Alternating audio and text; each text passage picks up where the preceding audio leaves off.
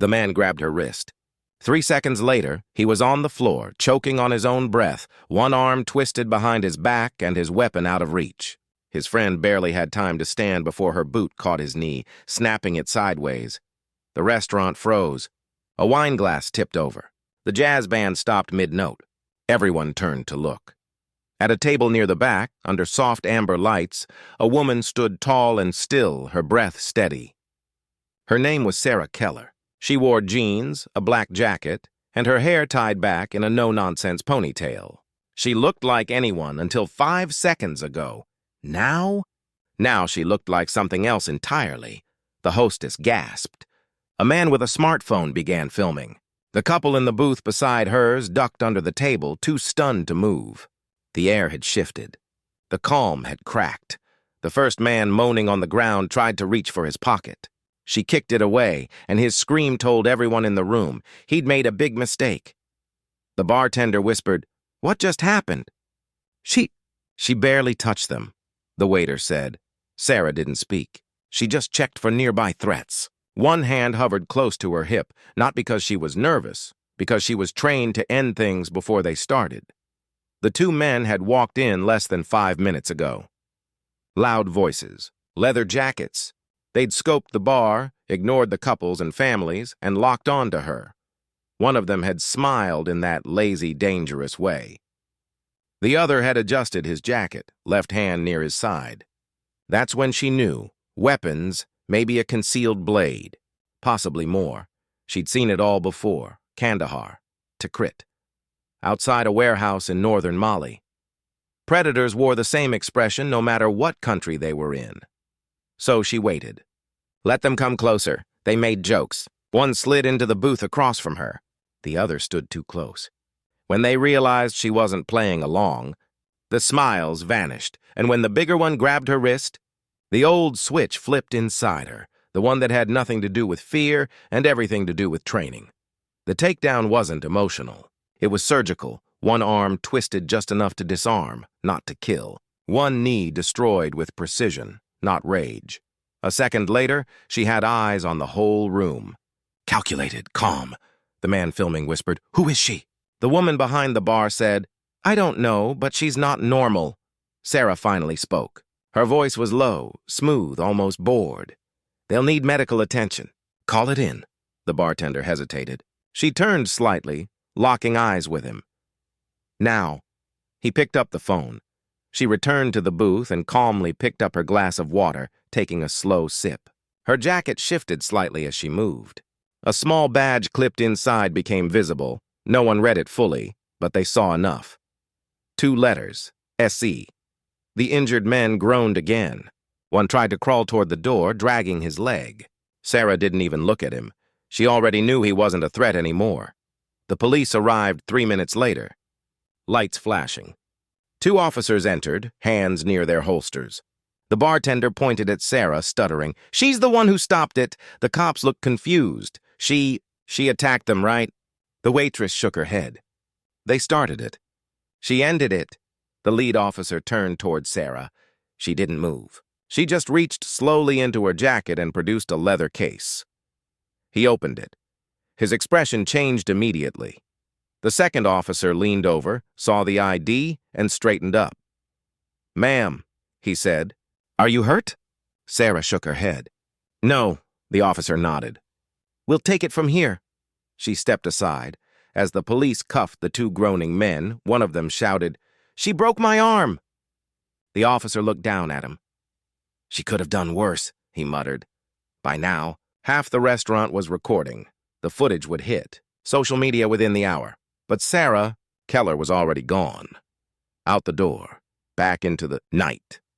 No applause. No explanation. Just another day in a life she never chose for fame. But when danger finds her, it never lasts long, because no one expects the quiet woman in the corner to be a Navy SEAL. Most people never even knew women could become Navy SEALs. But Sarah Keller didn't care what people knew. She cared what she could do. She passed Bud S. in the winter of 2020. 147 started with her. Only 19 made it to the end. She was the only woman. The instructors tried to break her from day one. No special treatment. No exceptions. In the first hour, she ran with a boat on her head until her shoulders bled through her shirt.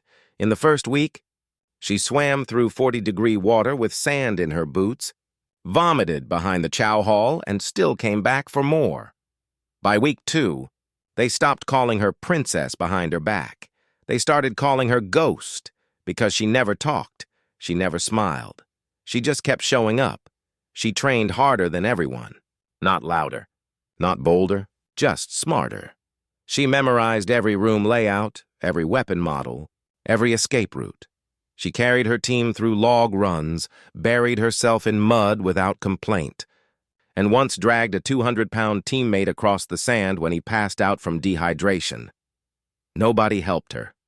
They watched, and when the graduation day came, they didn't clap. They saluted.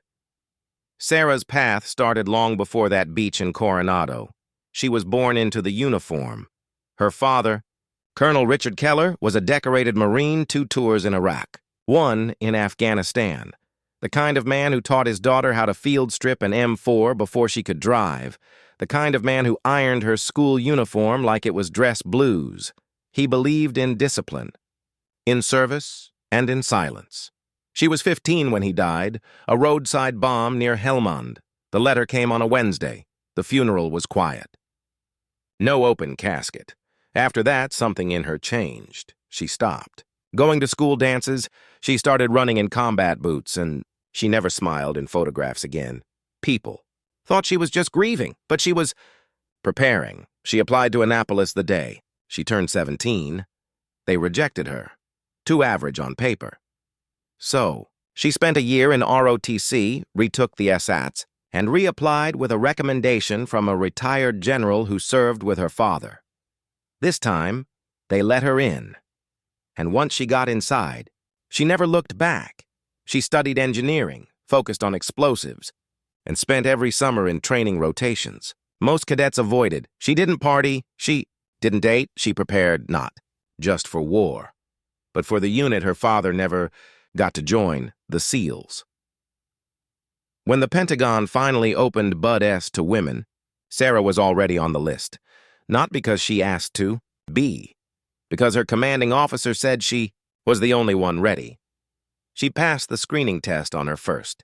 Try, swim, run, push, pull, no complaints, no mistakes, just quiet, determination. Even after she became a SEAL, she kept her profile low, no interviews, no speeches. Her missions were classified. The few who worked with her said she was like a shadow, never the loudest, never the fastest, but always the last one standing, one. Sniper said she once held a position under fire for 11 hours without moving. Another operator said she patched his wound with a shoelace and carried him to safety with one arm dislocated. She didn't do it for medals. She did it because that's what her father would have done. He once told her, being brave doesn't mean acting tough. It means not backing down when it's easier to walk away. That's why she didn't walk away in that restaurant. She saw 2 men who thought they could corner someone, intimidate someone, maybe worse. She didn't need to know their motives. She recognized the look. She'd seen it in war zones, in alleys overseas, in the eyes of enemies who underestimated her. So she didn't hesitate. She acted because hesitation costs lives, because sometimes the battlefield isn't sand and smoke, sometimes it's a quiet restaurant with warm lights and soft music, and sometimes the most dangerous person in the room is the one who says nothing. Sarah Keller vanished from that restaurant before most people knew what had happened, but her story didn't start there, and it didn't end there either, because she didn't just survive the system, she mastered it. She became the one thing no one saw coming, a woman, a soldier, SEAL, and above all, a ghost trained to protect the living. The moment the man reached across the table, Sarah's brain shifted into combat mode. She didn't think about her surroundings. She didn't think about the people watching. Her body moved on instinct, reflexes drilled into her through years of training and deployment, his fingers wrapped around her wrist with arrogance. He didn't expect resistance. He definitely didn't expect pain. Her left hand gripped his thumb, twisted it outward while stepping right, and slammed his face down onto the table. It wasn't anger. It was technique. The second man flinched. She saw it in his eyes. He hadn't expected her to fight back. He reached under his jacket, sloppy, desperate. Sarah shifted her weight, closed distance, and drove her elbow into his sternum. The sound he made wasn't a scream. It was shock. She stripped the blade from his hand as it fell, let it clatter across the floor, then stepped back. By the time the two men were down, the entire restaurant was silent. Everyone had seen what she did. No wasted movement, no panic, no hesitation. Sarah stood still, her breathing calm, not one hair out of place. A few feet away, a man whispered, "She just ended it in under 10 seconds. Another said, "That wasn't self-defense. That was training." Someone pulled out a phone. A waitress ducked behind the bar. But Sarah's eyes weren't on them. They were still on the two men, checking posture, breathing. Hands, old habits. From Mali, from Syria. From that alley in Mosul where a kid tried to stab her with a screwdriver because he thought she was CIA. She had learned not to underestimate desperation, or weakness, because weakness could still pull a trigger. The man with the broken wrist whimpered. Tried to roll over. Sarah moved forward. Her boot gently pressed against his back. Not enough to injure, just enough to remind him. "Stay down," the bartender finally spoke. What the hell just happened?" No one answered, because no one could explain what they just saw. To them, she was a woman eating alone. Quiet. Dressed simply. No visible weapon. No bodyguards. But now, two grown men with military tattoos and prison instincts were writhing on the floor, and the woman still hadn't raised her voice. The restaurant manager moved toward her, nervous. "Ma'am, are you with law enforcement?" "No," she said. Then she turned back to her seat and finished her glass of water. The manager blinked. She looked like she was waiting for dessert, not like she'd just disarmed. "Two threats in public. Should we call someone?" he asked. "You should," Sarah said. "Police?" She nodded. He fumbled for the phone, called 911, and stumbled through the words. The operator asked, "Are there weapons involved?" He looked down at the knife on the floor. The man, gasping for breath, "Yes," he said. "And the woman who stopped them? I think she's special forces or something." The operator paused. "Is anyone hurt?" He stared at the two groaning men. "Yes, but they deserved it." Sarah stood still the whole time. Then, as the sirens echoed in the distance, she reached into her jacket and slowly pulled out a small, leather badge holder. It never fully opened, but the man standing closest saw enough. The eagle, the gold, lettering. A glimpse of the words, "Lieutenant Commander," and one more, "SEAL!" His eyes widened. "You're kidding," he whispered. She said nothing. Outside, red and blue lights flooded the sidewalk. 2 squad cars. 4 officers. They entered cautiously. "Hands on weapons." Someone pointed to the 2 injured men. The bartender pointed to Sarah. She stopped them. "Fast!" The officers turned, looked at her. One of them, older, maybe ex-military, stepped forward. "Ma'am," he said, "can we see some ID?" She opened the badge holder. Showed just enough. He took one look, then straightened his posture. The younger officer beside him blinked in surprise. "Are you active?" "Yes," Sarah replied. "Ma'am, do you need anything from us?" "No." He turned to his team. "Cuff them! Call medics!" As they moved to arrest the 2 men, one of them shouted, "She ambushed us!" The officer shook his head. "You picked the wrong target, pal." Another officer turned to Sarah. "Did you know them?" "No." Was this a planned attack? "No, just bad timing." She walked past him. Nodding slightly, he stepped aside without thinking. Outside, the night air was cool. She didn't look back. Inside, the customers slowly came back to life. The band picked up their instruments, unsure. A woman whispered, "She didn't even break a sweat." A man with a phone looked at the video he just recorded. Already had 30,000 views. By midnight, it would hit 1 million. But Sarah Keller would never see it. She was already gone. Not because she had something to hide, but because she'd done what needed to be done. And for her, that was enough. The video hit the internet like a lightning strike, a grainy clip. No more than 30 seconds, filmed on a shaky phone. It showed a quiet woman seated alone. Two men approached. One reached across the table. And then chaos. Sharp, efficient movements. A wrist twisted. A body slammed. A knife kicked away. The clip ended with both men on the ground and the woman calmly sipping water. By the next morning, it had over 2 million views. The comments exploded. Who is she? Better than any action movie. Real-life Jason Bourne, but female. But nobody could answer the question that mattered most. Who was the woman in black? By the time news channels picked it up, Sarah Keller was already 50 miles away, jogging along a quiet trail outside a remote naval facility. No phones, no attention. Just trees, wind, and the familiar rhythm of her breath syncing with her steps. She had no intention of going viral. She hated being seen. Her entire career had been built on silence. On shadows, on disappearing when the job was done, but not this time. Her phone buzzed. A message from command. Come in, now. Sarah turned around without a word. Inside the base, her commanding officer stood waiting. Rear Admiral Whitaker. Steel gray hair, voice like gravel. He tossed a tablet onto the desk. Explain this. Sarah glanced at the screen. The video. The headlines.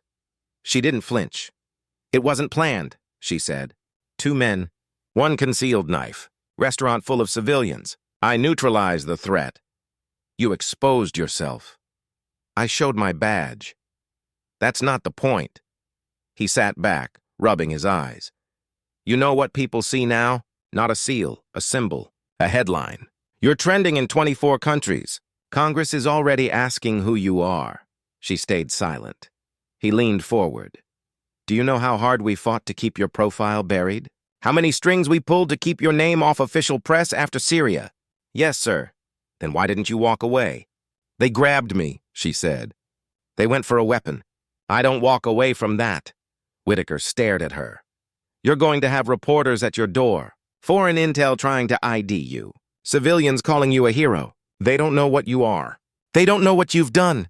They don't need to. He sighed again, frustrated but not angry, because he knew the truth. She had saved lives again, and she hadn't asked for anything. Do you want to go dark? No, she said. Send me somewhere colder, quieter. He nodded. You'll be in Alaska by morning. New unit. New cover. As she turned to leave, he added one more thing. Sarah. She looked back. Good work. She gave a slight nod. That was all she ever needed. That night, as her story dominated the news cycle, she sat in a military transport plane beside 2 crates of gear and a sealed operations file. The pilot said nothing. No one on board recognized her. That was the way she liked it. Far below, the city lights faded, and so did her identity. Back at the restaurant, detectives reviewed footage. The 2 attackers were still in custody, both facing charges. Their records showed dishonorable discharges from the Army and a long list of violent incidents, assault, weapons trafficking. One was wanted in 3 states. They'd been using fake IDs. They had connections to a smuggling ring tied to an unsolved arms case. The footage of Sarah saving the day had done more than go viral. It had triggered a full-scale investigation. 1. Detective made a quiet comment during the debrief. She didn't just stop a fight. She interrupted something much bigger. At the Pentagon, analysts tried to track down her records, redacted everything. From her Bud-S training to her missions overseas, classified only. A few high-level clearances could access her full file. Those who did read it in full never forgot what they saw. 16 confirmed missions, 3 behind enemy lines, 2 lives saved under fire, 1 silver star, no medal ceremony, no photographs, no press, because Sarah Keller didn't exist in the public eye, and she wanted to keep it that way. But not everyone respected that. Some people wanted answers, and some people wanted revenge. In a dimly lit apartment in Eastern Europe, a man watched the video on repeat. He paused it on her face. Zoomed in. He didn't smile.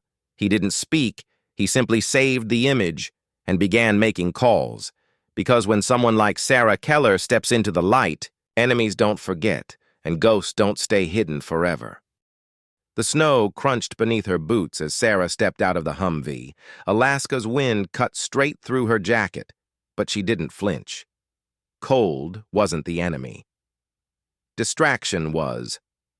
A forward operating station, hidden in the wilderness, surrounded by endless forest and silence.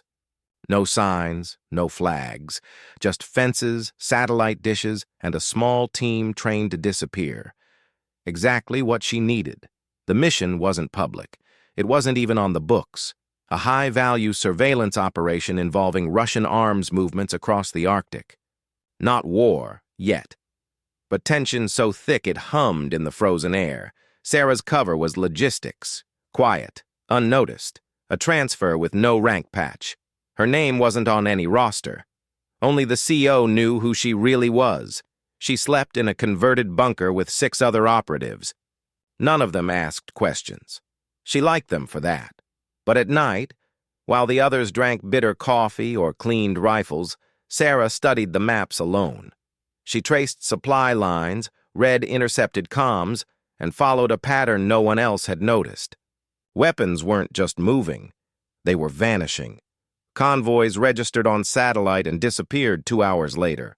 No heat signatures, no reports. Someone was testing something. Someone who knew exactly how to stay off radar. One morning, her CO slid a file across her desk. Recognize this? Inside was a still frame.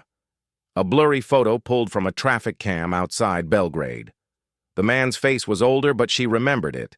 Yuri Malenko, former Spetsnaz, arms dealer, connected to half a dozen disappearances in Syria, and the man she nearly caught in Bamako 2 years ago. He disappeared after that. Until now. The image was time-stamped 3 days after the restaurant incident.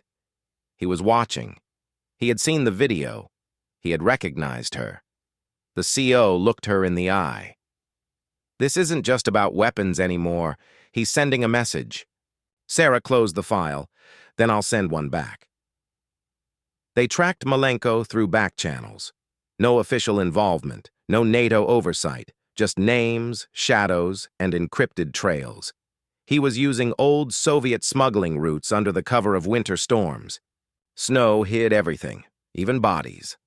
One route led through a mining facility, long abandoned.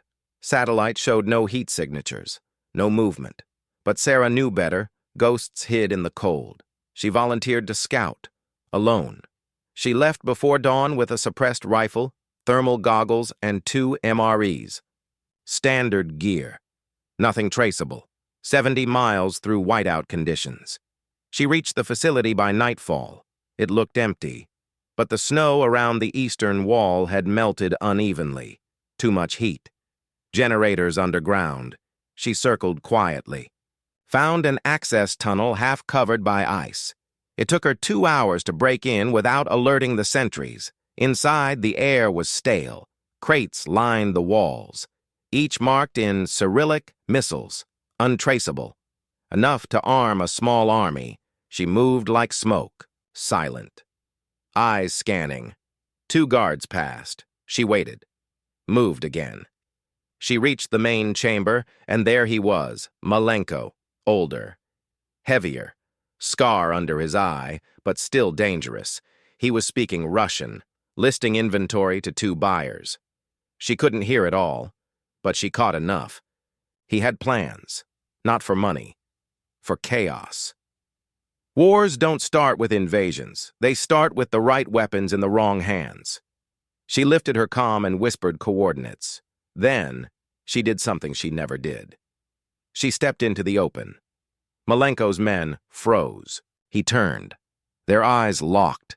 She said nothing. He knew. "You followed me," he said in English. "No," she replied. "You found me first," he smirked. "You're all over the internet. The SEAL who takes down men in restaurants." She didn't move. "Thought I'd say hello," he added. She raised her weapon. His smile faded, but he didn't run. Instead, he snapped his fingers. The lights went out. Gunfire lit the chamber. She rolled behind a crate, returned fire, 1 down, 2 more flanking. She moved fast, switching to sidearm, using every corner as cover. One bullet grazed her shoulder. She barely noticed. She advanced, each step calculated. No panic, no wasted motion. By the time backup arrived, the chamber was quiet. 3 dead. 5 captured, Malenko gone, slipped through an old tunnel before the strike team breached. But the shipment was secured. The buyers detained, and Sarah, bleeding but standing, emerged into the snow. Mission complete, another ghost in the storm. Back at base, the CO patched her up himself. "You knew he'd be there," he said. "I hoped. You went in alone." "I've done worse." He nodded. "You earned a medal for this." "I don't want one." "What do you want?" She looked out at the snow. Time. He didn't press. He knew her kind didn't ask for thanks. She asked for silence. And in that silence, she hunted the men who hunted others. Because some battles don't happen on front lines, some happen in the dark, and she was born for both. The snow hadn't melted, but something else had shifted. Back at the base, things were quiet. Too quiet. People nodded at Sarah now, kept their distance. Not out of fear, out of respect. They'd heard what happened at the mine. The footage from the team's body cams told enough of the story. Sarah. Keller had gone in alone, taken down a weapons ring, and walked out bleeding but alive. Still, no ceremony, no press release. Just a sealed report stamped, Level 5 eyes only, and sent straight to the Pentagon. She didn't want recognition. She wanted to finish what had started. Malenko had escaped. Again. And Sarah didn't believe in unfinished business. Over the next few days, she combed the sea's data, phone logs, satellite trackers, encrypted laptops. She slept 3 hours a night, ate 1 meal a day. No one questioned her. Then she found it. One buried message, hidden under 6 layers of junk code. A location, sent out 30 minutes before the mine ambush. Coordinates, Norway. Deep inside a mountain facility once used by NATO for cold storage. Long abandoned. Or so it was believed. She brought it to the CO. "I want to go," she said. "You just got back." "Then I'm still warm." He looked at her. "You think he's there?" "I know he is." He tapped the table, thinking. "Take backup this time. I work better alone."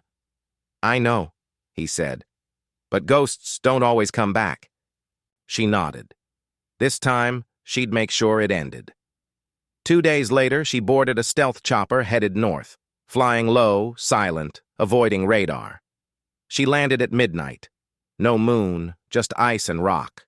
The mountain loomed like a grave. She moved fast, silent. The entrance was disguised behind a rock slide, but her intel was clear. Thermal showed heat signatures inside, too many for a hideout. Not enough for a full base, a meeting, a transfer. She slipped inside. Old tunnels, cold air, condensation on the walls. And then, voices. She followed them through dark corridors. In a room ahead, a generator hummed. Boxes stacked high, markings in Russian and Farsi, and standing at the center, Malenko. He was talking to someone via satellite link, a buyer, maybe more.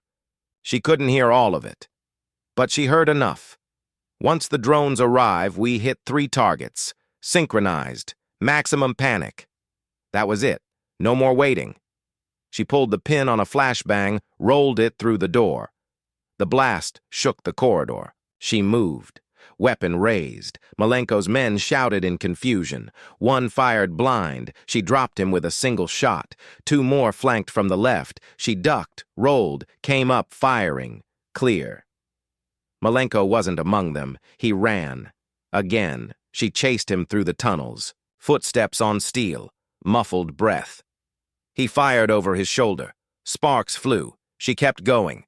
He reached a blast door. Typed a code. Too slow. She tackled him before it opened. They crashed to the ground. His elbow caught her cheek. She saw white. He tried to grab her weapon. She hit him twice. Once in the ribs, once in the jaw. He spat blood. "You never quit," he hissed. "Neither do cockroaches," she snapped. He lunged again. She slammed his head into the steel floor, hard, then cuffed him, alive.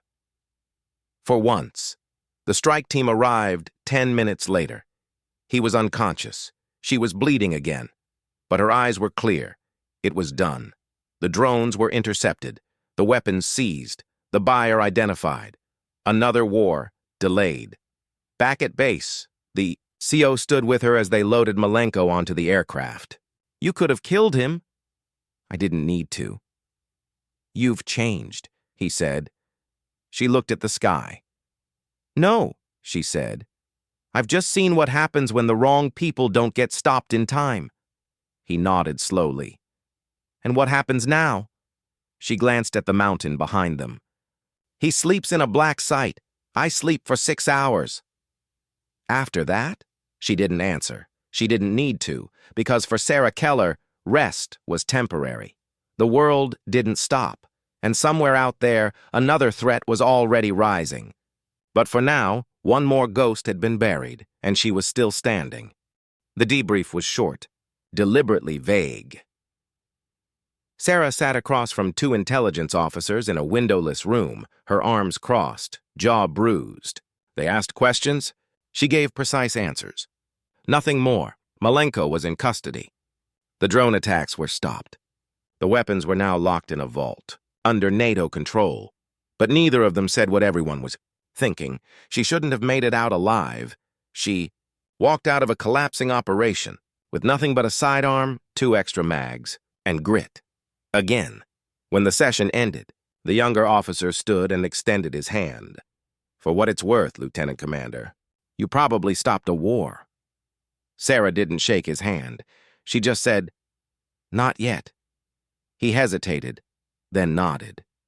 There was no ceremony. No welcome party when she returned to base. Just the sound of the wind moving through the wire fencing and the crunch of gravel under boots. It was how she preferred it. Inside her bunk, a small black duffel waited. A fresh uniform folded on top. Next to it, a note. "You've been approved for 3 weeks' leave." "Take it, that's an order."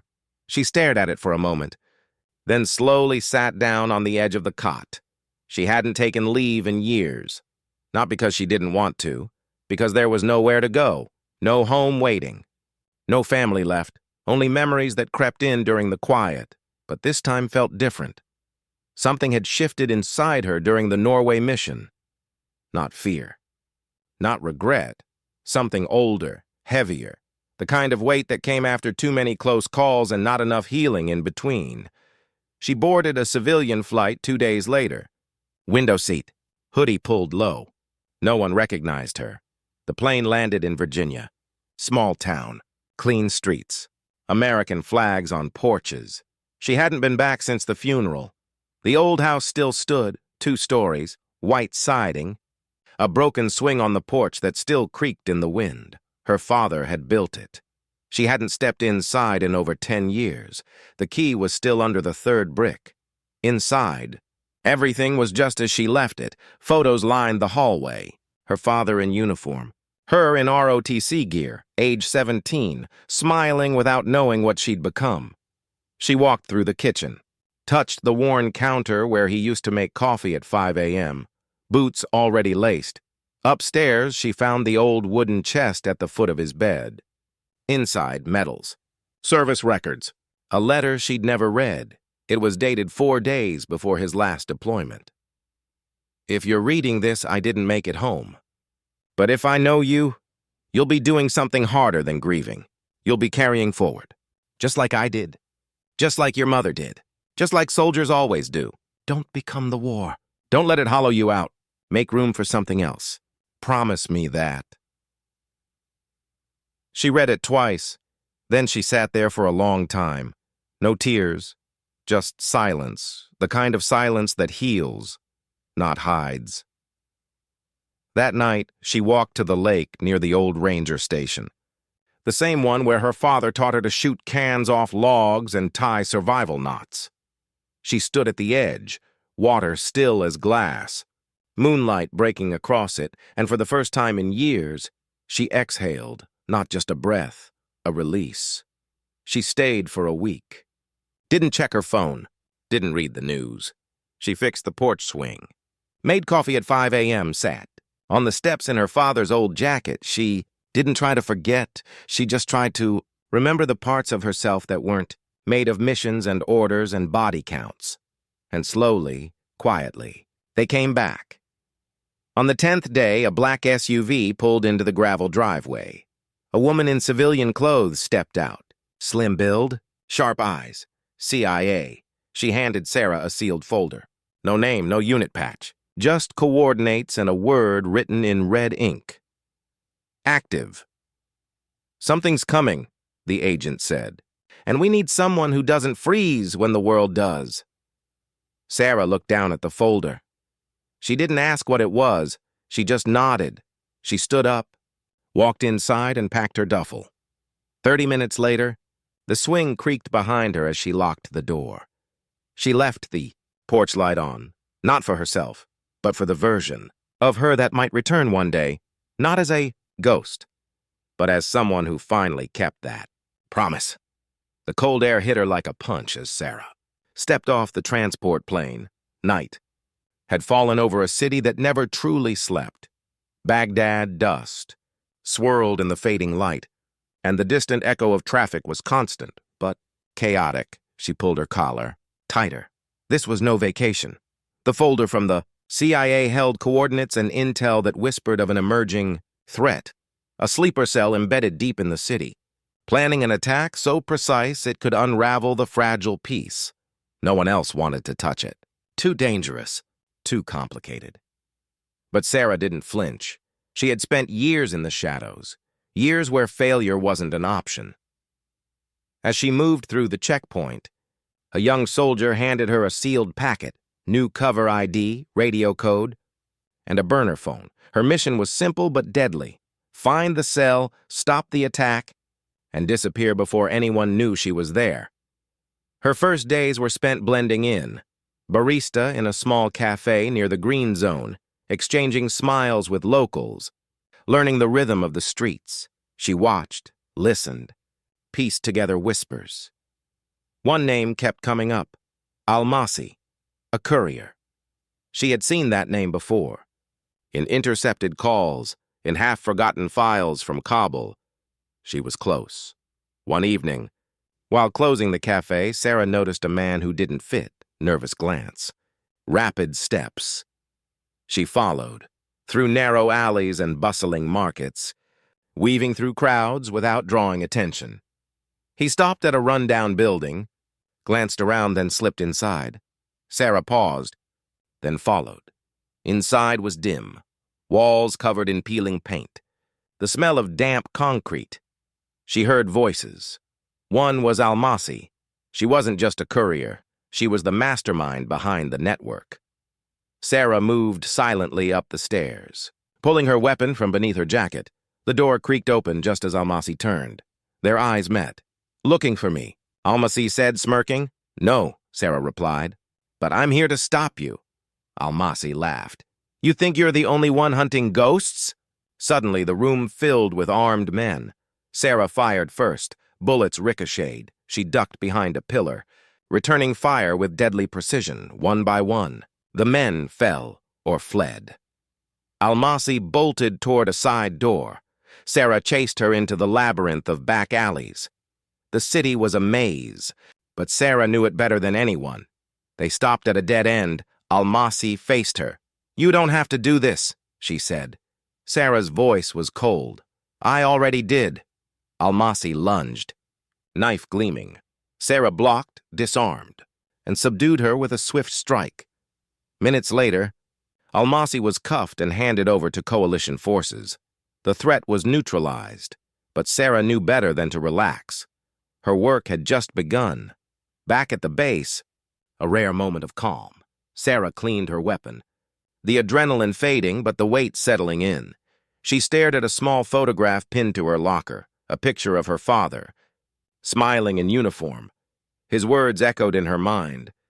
Don't become the war. She wasn't there yet. She wasn't just a soldier. She was a protector. A shadow moving through chaos. Her phone buzzed. A new. Message coordinates new. Threat, no time to rest. She stood, squared her shoulders, and prepared to vanish again. Because for Sarah Keller, the fight never ended, and neither did she.